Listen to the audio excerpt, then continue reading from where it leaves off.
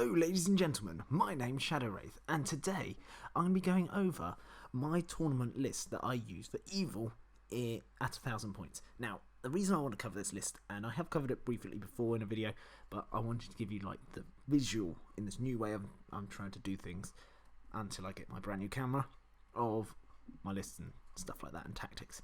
So, as you can see, it is Farharad with Serpent Horde. I absolutely love this list. It is extremely fun to play. It has not let me down yet. And yeah, it is brutal. It is really, really brutal. I love how they play. Very hard hitting and very scary. So if you haven't played against these guys or played with them, don't worry. I'll go over everything they can do. But yeah, it's really fun. The only downside to this army is it can struggle sometimes against terror-causing armies. So Army of the Dead can be a bit of a problem sometimes, but not all the time. Once the heroes get in, they're usually fine. But we'll get to that in a minute. So, I'll go over the list, and then we'll talk tactics. So, as you can see, my Warlord here, well, no, he's not my Warlord, sorry, misspoke. He is a Mahad King, and he is equipped with, obviously, a War Camel, he's got a War Spear, he's got a Shield, and he has got a Blowpipe because any damage I can output with these guys is better. So, he is 70 points, he is movement 6, fight 5, 3+ shoot value. He is the whopping strength of 5, which is insane. Defense 5, but of course 6 with the shield. 3 attacks, which is amazing. 4 attacks on the charge. 8 attacks to wound them if you knock them prone and wind at +1 at strength 5. Yeah. You can see where this is going. 2 wounds, which is courage 5, which is fantastic for an evil hero. He is 2 might, 2 will, and 1 fate. So the 2 wounds, 1 fate is scary, but he should be taking stuff down for you quite nicely. He comes with armor and a club, but of course we're not going to be using a club. He's got heroic strike, heroic strength. Strike is what you want him for, and of course War Camel, 10 points. And then Blowpipe with Poison Darts, Shield and War Spear, all 5 points each. Nice and simple. Behind him, he is accompanied by 10 Mahad Raiders. Yeah, they've all got War Spears and Blowpipes. Okay, bringing them at 19 points a dude. Yeah, they can be a bit squishy sometimes, but if you get them in there and use your heroic marches and things like that, you should be alright. Heroic moves, sorry, not marches. We've got a fight 3 character here with a 3+ shoot value, so you want those Blowpipes. Strength 4, defense 5, 1 attack, 1 wound, and courage 2. So, see what I mean with the courage? They're 17 points, and you can give them a banner for 25 points, a Blowpipe with Poison Dart for 1 point, and a War Spear for 1 point. Now, I'll just go over the War Camel, what it does, okay? It's got Impaler special rule. The War Camel itself is only defense 4, but who cares, it's camel. Whenever the War Camel charges into combat, it inflicts 1 strength 4 hit, okay? And if the model is mounted, so if they charge a cavalry model, it will do 1 strength 4 hit on the mount and 1 strength 4 hit on the rider. If it kills that model is removed from play, and it has move remaining, it can continue its move until it comes into base contact with another enemy model, in which it will do the same thing again, 1 strength 4 hit. And you can keep doing this until you run out of move, or you fail to kill the model you come into base contact with, at which point you have counted as charged. So you've got that with a strength 4 +1 to wound guy. It's absolutely bonkers. Archers are the bane of these guys, but if you play well, you should be okay. They've got a lot of things to deal with. Okay? So, moving on to the next warband. We have got a Mahad King again. Exactly the same loadout. But the difference is, he is leading half trolls. Half trolls are really expensive, but they're so good.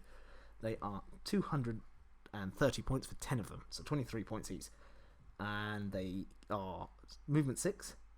Fight 5, that is what I brought them for, fight 5, so they're dueling with elves, so you can tie up elves in combat. Obviously elven weapons are a thing, but it doesn't matter. But lower tier heroes, you can tie up in fight value with them, and anything that is not an elf or a hero, you're probably beating them on fight value. They are, I mean, strength 5, obviously, look at the thing. They've got defense of 6, 2 attacks each, that's right, 2 attacks each, 2 wounds each, which is massive as well, at courage 2, so bad courage. They come with armor and a club, and you can give them a two-handed club for 1 point, and they cause terror. I don't bother with the two-handed club. I think they're killy enough.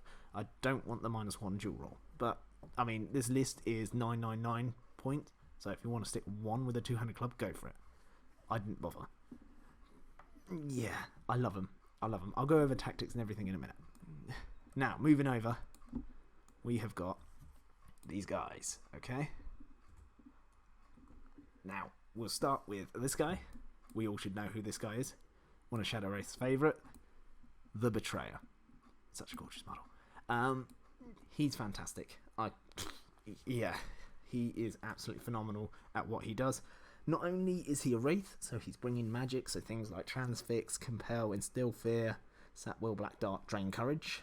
He is also got a special little ability called Master of Poisons.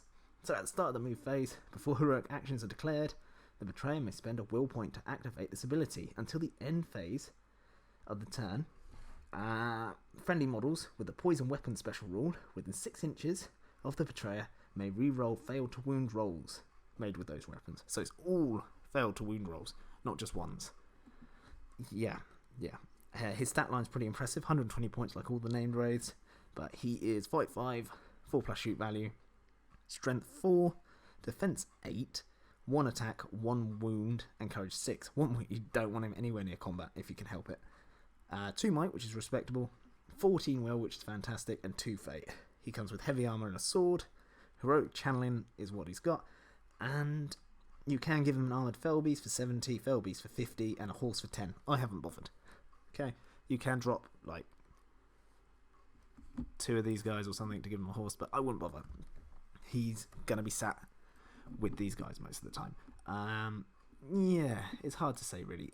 Maybe I would consider dropping maybe one of each, one of these and one of these. Nice even number to keep the bow limit in check. But yeah, horse is up to you. He's obviously backed up by 11 Haradrim warriors with bows. And guess what the bows have? Poison weapons, because that's their army bonus. So when these guys are firing, trust me, they mow things down. When you're re-rolling to wound, it's absolutely terrifying, especially if you're going against like defense 4 people. You shred them to pieces. Defense 5, it doesn't matter, you're rolling 6s. With a re-roll, you're going to be taking guys out. Next, we have my leader, because he's a hero of legend, and he has to be my leader. But he's a fantastic leader. I can't rate him enough. He just brings everything, okay? I'll get his stats up, but he's 115 points, fully decked out. He's obviously the Serpent Lord, Suladan. Fight 5, okay?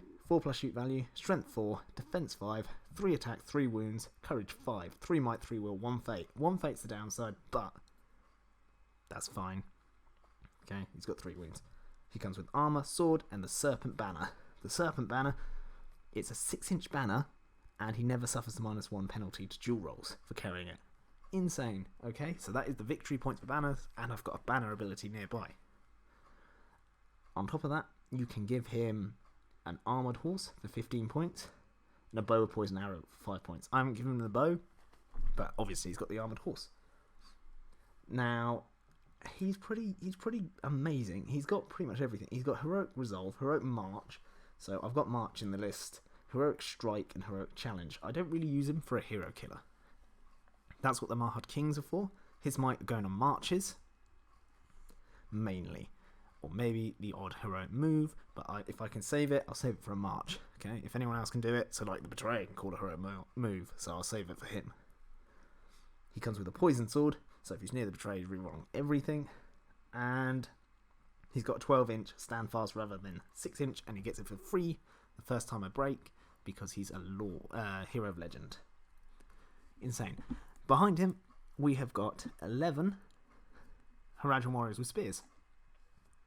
Because they got poison weapons. Because that's the army bonus. So if they're near the Betrayer, they're rerolling everything. So that's the list. Hits 999 points on the dot. But like I said, if you want to add 1 point, go for it. You can pretty much add an extra spear. So let's just say this guy's got a spear as well. Sure, why not? Yeah. So I've gone over the cons. The cons are obviously if you've got Courage 2, majority of Courage 2. It's quite an elite army because if you think about it, well, we've got 10, 20, 30, 42, 43, 44, 45, 46 models. So that's not bad. I like that. That's average for a pretty strong army, but it's not a lot of models, especially for evil. Evil tend to outnumber good, and you will find yourself being outnumbered sometimes. Yeah, other than that, they're pretty fantastic. High strength all around, all strength 4. So, like I said, Warriors of the Dead calls them a bit of drama for the courage tests. But my army bonus for Mohud is if this guy's in combat, then everyone within 6 inches of him auto-pass courage tests. So as long as I can get him into combat, or him over here, the rest of them are passing the courage. And if I get the move on the ghosties, he's coming in with, 4 attacks, strength 5 plus 1 to wound at 5/5. And these guys are coming in, fight 3, but 2 attacks, and they're auto-passing their courage within 6 of him. So you can get around that. He always wants to be in combat.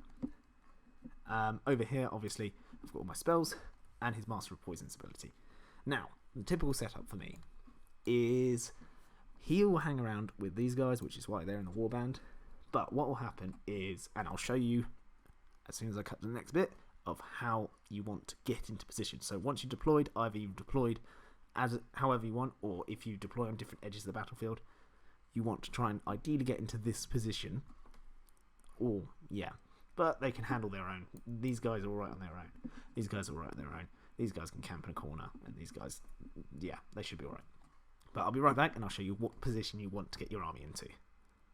So there we are. This is the position you ideally want to be in. So we've got a Muhard King, okay, in among his camels. And you want to make sure he can get through here, or here if he needs a heroic move, okay, for whatever reason, because he has to move first. But your control zones should stop any enemies going straight through.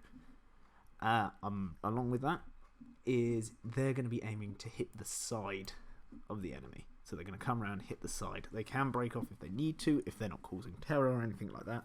But you want to cause as much carnage or destroy a warband on one of their flanks. That is one tactic with these guys, but they're the they're the shock and awe tactic. Heavy cavalry charge, boom, straight into the flank. If you get them right in the flank, get 2 battle lines lined up. So one here facing your battle line, one there.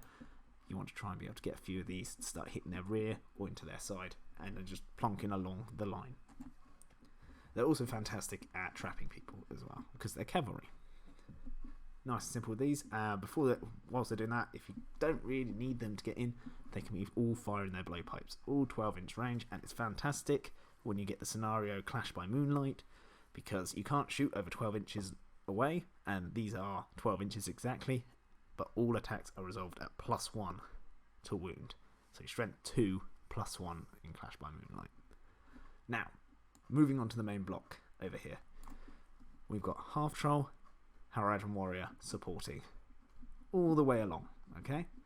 We've got an extra Haradrim Warrior just in case someone dies, but that is the idea. They all want to be in base contact, and you march along like that. I've got the Muhard King here, who is within 6 of that guy. Oh, not that guy, this guy. If it'll let me do it. Yep, bang on 6, and obviously he's within 6 of that guy, so you can deploy them like that. But this is the important one.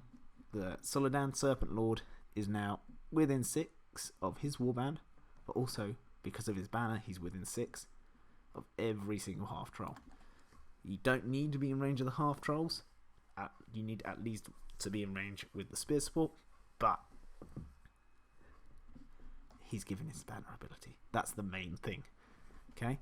Now, when you get into combat with this guy, say, so if I just grab a random, let's just copy this dude. Okay. So, before he charges, if they get the priority, he has to roll a courage check against this guy. If you're lucky enough, he might be within 12 of this guy, but he's not in this scenario, because that'll give him a -1. But he's not. So, if he passes, he gets in. Okay? Now, his 1 dice, or if he's supported 2 dice, will be now contending against your 3. 2 for the half-troll, 1 for the Horadrim Warrior with a spear. At fight 5, so any 6s you roll, you auto win the fight. With a banner reroll. That is horrible. Say he does lose, he now has to deal with 2 strength 5 attacks, and 1 strength 3 attack, rerolling 1s. That is extremely scary, okay? If you really want to bash someone with your special strike, you can. I've never used it, really. Well, I did once. I think I bashed King Elisar with 1 half-troll or something like that. Stunned him, which was actually quite fun. Yeah, that's pretty much it. He's there to heroic march if you need to. He's there for... Well, obviously he needs to be there for the half-trolls, but if you need to heroic move, he's also there. But if a hero, say this guy is now King Elisar or whatever, gets charging in here, he can start making his way around to hopefully get into him. If he can't quite make it, I think that was a bit over. It doesn't matter, but he's a threat there to then start doing damage here. If you go against a full battle line here, he'll also get involved in there. If you're going against ghosties here, you want him coming up round the side if they've got no shooting, getting closer, and then he's going to be charging in to wherever it is, giving his 6-inch ignore courage. So we've got 1 guy that has to make a courage test. I like those odds. So yeah, that's pretty much it. That's them summed up. Now, the last warband, we've got the Betrayer. He's quite easy. As you're advancing towards each other, you want to find these a nice perch to sit on to fire upon the enemy. And just keep firing and firing and firing. Keep popping your wheel when they're in range to fire, obviously. And they'll be hitting guys on 4s, okay? Strength 2, re-rolling everything. And trust me, you'll be extremely surprised with how many people you take down with that re-roll. He's very deadly. If it gets to the point where you haven't used any might, you don't need it, you can, or give him a horse and drop 1 of these guys and 1 of these guys if you really want, because we've got pretty much 1 spare spear over here. And you do clash into combat. Sorry. Battle lines have met. You're scrapping.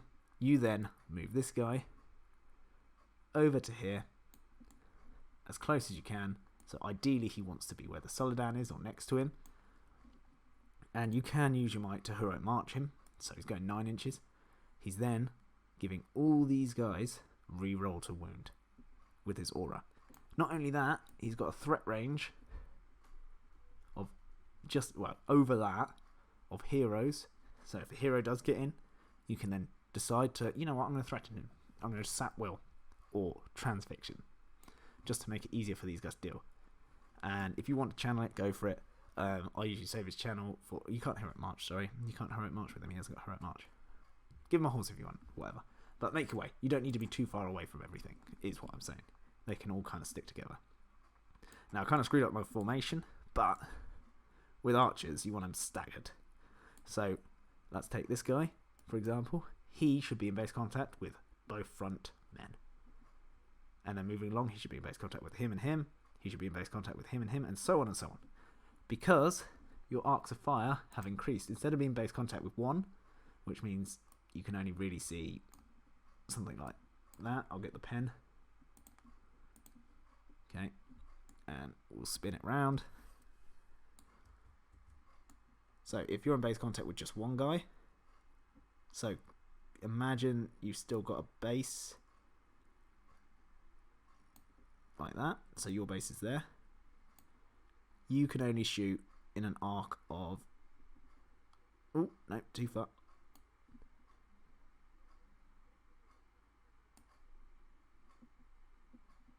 That is your firing arc, okay? If you're 1-man base contact, okay? So if we erase all drawn lines. Because I've done it in this way, so we'll take this guy for example. He now has a firing arc of little bit further this way.